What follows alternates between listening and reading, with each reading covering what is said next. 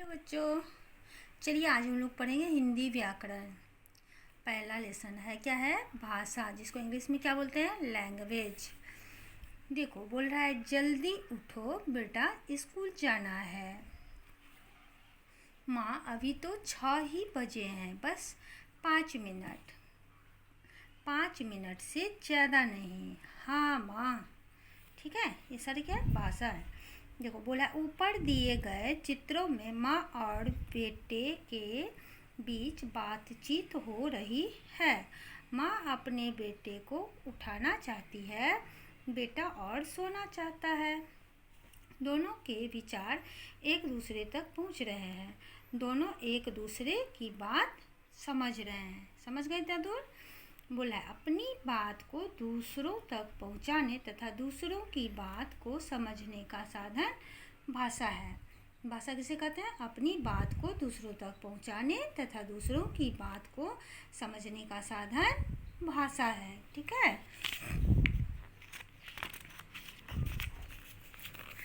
देखिए बोला है भाषा।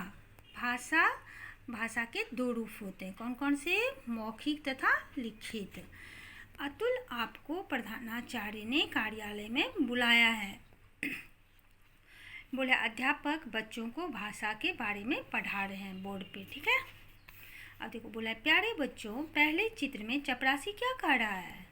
दूसरे चित्र में अध्यापक द्वारा कौन सा कार्य किया जा रहा है? हाँ, पहले चित्र में चपरासी क्या बोल रहा है? उसको मौखिक भाषा का उपयोग करके उसको बोल रहा है, और दूसरे चित्र में अध्यापक जो है लिखित भाषा का उपयोग कर रहे हैं। ठीक है, अब बोला है हाँ बच्चों, पहले चित्र में चपरासी अतुल को बुलाने आया और दूसरे चित्र में अध्यापक लिखा हुआ पाठ पढ़ रहे हैं। ठीक है, अब बोला है बच्चों, यहाँ पर हमने भाषा के दो रूप देखे। कौन कौन से रूप देखे? मौखिक और लिखित। देखे ना, बोर्ड पे अध्यापक पढ़ा रहे हैं मौखिक तथा लिखित। ठीक है, पहला बोल रहा है बोलना और सुनना मौखिक भाषा है। मौखिक भाषा क्या है? बोलना और सुनना मौखिक भाषा है। लिखना और पढ़ना लिखित भाषा है। इसको आप लोग याद कर लोगे। और ये जो परिभाषा पढ़ाए थे आप लोगों को पीछे, इसको भी आप लोग अच्छे से याद कर लोगे। ठीक है, और इसको भी याद कर लोगे। बोला है दूसरों की बात समझने के लिए भाषा की आवश्यकता होती है। भाषा के दो रूप होते हैं, मौखिक तथा लिखित। अब देखिए, ये क्वेश्चन आंसर है।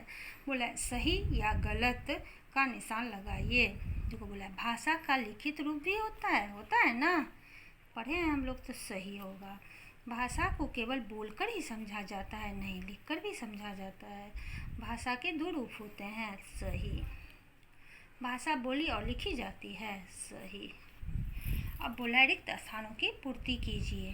ये दो ऑप्शन दिया है, इसको चुन के इसको पूरा करो। बोल कर प्रकट की जाने वाली भाषा होती है लिखित या मौखिक? क्या होगा? मौखिक। जो बोलकर का बोलते हैं वो हो गया मौखिक। अपने विचारों को दूसरों तक पहुंचाने का साधन क्या कहलाता है? भाषा। मौखिक भाषा में और सुनते हैं। मौखिक भाषा में और सुनते हैं। क्या सुनते हैं? बोलते हैं, पढ़ते हैं। मौखिक भाषा में बोलते और सुनते हैं। ठीक है, लिखित भाषा को पढ़ा और लिखा जाता है। क्या किया जाता है? लिखा जाता है। ऐसे आप लोग भी पढ़ लोगे। ठीक है, बताइए भाषा का कौन सा रूप प्रयोग हो रहा है? बात करना कौन सा भाषा हुआ? मौखिक। कौन सा? मौखिक। पत्र लिखना कौन सा भाषा है? लिखित। पुस्तक पढ़ना कौन सा भाषा है? लिखित। लिखा हुआ चीज़ क्या हो रहा है? पढ़ते हैं। ठीक है, गाना सुनना क्या हो गया? मौखिक। ठीक है, ठीक है, ऐसे ही आप लोग भी भर लोगे। अब हम लोग नेक्स्ट अगले वीडियो में दूसरा एक्सरसाइज पढ़ेंगे। बाय।